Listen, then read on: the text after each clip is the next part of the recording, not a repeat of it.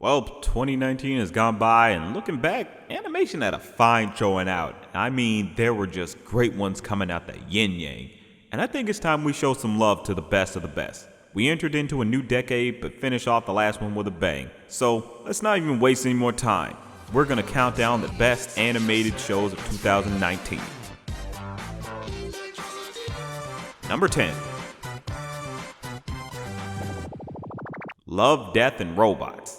Now, this was definitely something that wanted to experiment with animation, and that honestly is the best way to describe it. An experiment. It uses so many out there concepts and ideas and just makes short films with them and gives us a lot of fun, unique, gut-wrenching, and even heartfelt stories. Some of them can be a bit downright crazy, like the one with Hitler. I don't know how you make Hitler a punchline, but they did. Most of these shorts are tied together with beautiful animation that can look better than a lot of big studio productions. Take notes, Disney. Though I will admit I wish there was more unique styles, since a few too many just go with the hyper-realistic CGI. By no means are they bad, but some more experimenting on that front would be great. But for now, this is a great series that clearly wanted to push the boundaries and show animation as an art form that should be taken seriously, as well as the art of storytelling. Number 9. Carmen Sandiego. Now, I didn't grow up with the original Carmen Sandiego at all, but on this, even as an outsider, I have to give props to how good this series actually turned out. This was just something I had some hopes for since I saw the trailer and it didn't disappoint. And when I finally got the actual series, I was like, oh yeah, this is great. The characters from Carmen to Player to Devenu to Shadow-san to the villains of Vile, they all are just great to watch and get invested in. You would think you'd get bored whenever we have to focus on someone else, but they give them all fun or interesting personalities that I'm just completely invested in watching everything. This show holds itself together with big mysteries of Carmen's past, and it's just so engaging. You want to figure out the next piece of the puzzle, not just because the story is good, but also because the characters are good. That's just the best mix, is when it can fire on all cylinders with character and story. Then you get this just gorgeous animation that breathes life into these exotic environments. It makes you want to go on a trip to places like Africa or Milan or Japan or Boston. Okay, well, maybe not Boston, but either way, this series was just a fun and engaging show that works well for new and old fans of the franchise. Number 8. Amphibia. I actually looked at just the poster for this, and I kind of figured this was going to be a great Disney series. Tack on some of the writers for Gravity Falls, and yeah, you can't expect any less. This show just does great in establishing the world the characters inhabit. It can be fun and whimsical, or dark and scary. Either way, you can still have a great time. All the characters can bring an enjoyable likability to them. Anne is fun with a sense that she still needs to learn about friendship. Sprig is just a lovable goober, it should be illegal to hate him. Hop brings some old man curmudgeon silliness to the table with some mystery elements to build on as well. Polly is just a sadistic baby. It is fucking hilarious. Even the villagers can bring a great likability to the world. The bigger story of why Anne and her friends are there adds a good narrative that hopefully gets built on more in the next season. Some might be a little upset that there was a lot of being in the village for the first season, but it works here because the world is interesting on its own. This show was pure fun with different factors to it that helps keep you invested, and I can't wait to see what lies in the next chapter. Number 7. Mao Mao Heroes of Pure Heart. Talk about a sleeper hit. By no means was I expecting this to be as good as it is. The humor is just plain delightful with how goofy the characters are. The jokes, I genuinely laughed my ass off at them. This had no right to be this damn funny. Mao Mao being so over the top with how much he wants to mean to others can seem a bit selfish, but he understands that he needs to focus on being an actual hero first and foremost. Badger Klops is so lazy and a goofball that you really can't hate him, though he needs to get over his hatred of showers. You nasty buzzard. And Adorbet just lives up to the name with how adorable she is, and somehow she can also be one of the most frightening on this show as well. Her outbursts just have me rolling whenever they occur. The gang as a whole is just this wacky trio that you can't help but laugh at. The villains are so pathetic and can even be as funny as the main characters. Hell, even some of the side characters can have you on the floor. It can even have moments where you feel for the characters, just sort of deep moments that show a glimpse into the characters' backstories, particularly Mao Mao. This definitely broke up the expectation of Cartoon Network's art styles with it looking far removed from other CN shows. It indulges in how crazy and over the top it can be, and it's all the better for it. Number 6. SAS Manos. There really wasn't any expectations that this was going to be bad. I mean, it was made by the same studio that did Castlevania. Of course this was going to be great. There was no doubt about it. A show that uses kung fu with Mexican culture that plays like a grindhouse film. How could this be botched? You just feel the love and care put into this with how it's executed. It even knows to have fun at times by having some likable characters. It gets heavy, and I do mean heavy, at times with how they do things. I mean, they go as far as killing children in the first episode just to get in your heads, this show gets real.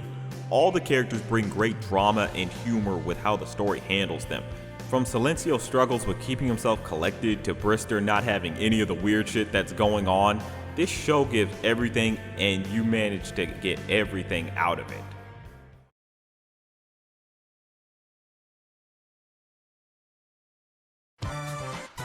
Number 5. Touka and Bernie. God, does this one break my heart. This was a downright great series that got the rug pulled right from under it. God damn you, Netflix, why do you take good things? But anyway, it indulges in being so over the top silly that the energy it gives off puts you in a good mood. Like only this series could have bouncing plant titties and somehow get real with you. I honestly thought this show would just be total zaniness, but that's just bad on my part since it was made by people who worked on BoJack. Touka being so full of life and over the top can have good moments of reflection on herself. Bertie being so reserved at the beginning and then becoming more expressive and not taking anyone's crap. Hell, she even picks up Touka's affinity of cursing. I will kick your ass right now, you taint-faced little pigeon licker. Whoa. Whoa, Bertie, watch out! Shit, shit, shit, shit, shit, shit, shit, shit, shit, shit, shit, shit, shit, shit, shit, shit, shit. You get great moments of the characters just going through life and still trying to figure things out, all while living in this world that runs like an over-the-top kid series with how wacky it is. This series was pretty important with how it could understand the human condition with animal characters, and it sucks we lost it so early, but at least we got to be along for the short ride it had. I've been so ashamed the last couple days, but right now, I feel strong. Number 4. Undone. Boy, this was a series from out of left field. I knew nothing about it or that it would even come out at all this year, but it did, and I gotta say, it was pretty damn good. It was honestly this series that made me go, all adult series just had a major step up this year. We got a series that plays around with such an odd and out there concept that it is a total head trip. Its utilization of rotoscope was such a great idea because they were able to do so much with it. Oh my god, do I love how quirky and real she is. You completely feel with how torn up she can be with how her life is.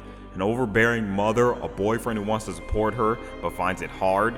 Also, he sort of gaslights her when she loses her memory and acts like they didn't break up. Jesus Christ. And to top it off, her dead father tells her that she has to take control of reality to bring him back to life, and she has to make people believe that this is a sane thing to believe in. I tell you now, I felt like I was on drugs with this series, but it was a good high. It gets the right type of weird with its concepts, and you go along for the ride because of it. Doesn't matter. It's a beautiful night.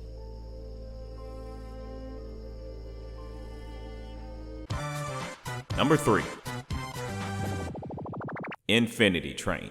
This show was just Cartoon Network at its best. It took such a unique approach with its premise and pushed itself beyond what was expected. It had mystery, it had comedy, it had character complexity that just about anyone can relate to. I absolutely love how fun the dynamics between Tulip, Atticus, and One is. They just have such a good friendship between them that when things get heavy, you get sucked into it. Still not over what happened to Atticus. He's a good boy, he really is. But anyway, the mystery keeps you wondering what's gonna happen next with every twist and turn. It's impossible not to get invested in it. Each car they got into has some special quirk to it that you wish you could spend more time in it. This is definitely different than most other CN shows because next season the protagonist changes. No other series in animation has tried something like that, and that's a testament to Cartoon Network understanding that they are a more experimental network. This series kinda signifies a new era of Cartoon Network, and I can't wait to see what lies beyond.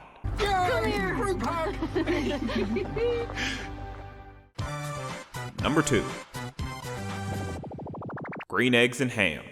This legit had no reason to be as good as it is. Like seriously, it is a series based on such a simple little book, a beginner's book mind you, and they managed to somehow bring out so much love and care from it. I didn't think that could be possible in an adaptation, let alone a Seuss adaptation. They're usually regarded as the lowest forms of adaptations, but this series took that stereotype and said, fuck it. We're gonna do something right for a change, and we're pushing beyond what we have. Sam and Guy were just typical characters who had a simple back and forth of wanting to or not wanting to eat spoiled meat and eggs. And now they're these complex characters with deeper motivations. Guy's a failed inventor who's down on himself. Sam is this guy who wants others to be happy since he's mostly only seen misery in his life. You would think he would just be this simply happy guy with no cares, but no, they said let's put depth into him. Let's put depth into everyone. All the side characters I have fun with, which is so refreshing for a Seuss adaptation. They usually make new characters just odd and annoying, but they took time to work on their actual traits. They even give Guy a struggle with trying to start a relationship, and you know what? I genuinely give a crap. I honestly hope they do something for Sam next season. Hashtag give Sam a boyfriend. Whoop! There's my boo. I'm just saying. This series sets a new standard for how you're supposed to do a Seuss adaptation. Push beyond the given material, have legit good timeless humor and characters, and have genuine heart put into it. Warner Brothers proves that they were the absolute right choice for this series, and I absolutely can't wait for the next season. And now for some honorable mentions. Bless the Hearts. A good series with a family that honestly I enjoy. They have just a nice dynamic to them. It's very different from most other shows. A lot of time it's just they're the simple dysfunctional family and sometimes they kind of hate each other. That kind of happens here, but there's a nice pleasantness to them. And I just really like how they go about having these characters interact off one another. The Casa Grandes. You might think it's Mexican Loud House, but it does better than Loud House by having better characters. They don't feel too one note. It feels like there is more to them. Like these are actual characters you could meet at one point in your actual life. Like they're based on actual people. That's just something I really find enjoyable about this series. Cannon Busters. A very good anime series that just promotes the idea of black excellence. I just like the idea that it's majority a black cast. It's just very fun, enjoyable, and the theme song just plain slaps. Definitely worth a watch. Victor and Valentino. It's good. I really will admit it has a lot of filler. It's still kind of finding its footing for the first season. They even said, yeah, we're gonna push more into the supernatural stuff for the next season. So for now, it's good. I say give it a watch. Harley Quinn. Boy almighty, I can't get enough of this series. This is good. I really like what they did here. I like the idea that the characters feel a bit more domesticated. It's sort of like the Looney Tunes show in a way. Like everyone's aware of the role of superheroes and villains, and they're just kind of chatting it up like if this is just our life, you know, this is us. I just like how they went about this approach, as well as how crazy and over the top it is. Like, this is like the first full-on, like, definite hard R-rated DC animated series, and it very much proves that this type of stuff is good. It's really wanted. I like what they did here. And now for the number one animated series of 2019.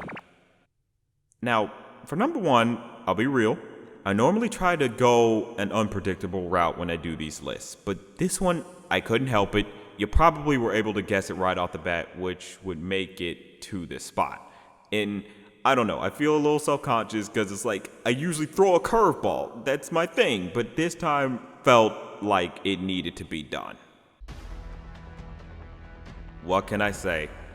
This series pushes adult animation to a level that needed to be reached. I've said it before that adult animation was the best it could be this year, and Primal was the perfect example of how great adult shows can be. It gives you just about everything you could want. You get action, you get suspense, you get loud moments, you get quiet moments, all while there's no dialogue in any of it. You just get raw emotions. The characters say nothing to each other, but you completely understand everything that they feel. Just simple gestures can have more weight to them. A look can give a backstory you can relate with. You even get times where they step back from the main characters and give a side character some time to shine. And it's actually heartbreaking the way it's handled. You have so much in this series that just follows a simple caveman and a dinosaur. That proves the power animation can hold. Genndy Tartakovsky had some ups and some downs for the 2010s, but ended on one of his biggest highs that only he could. And that's why this is the best animated series of 2019. But that's just a thought.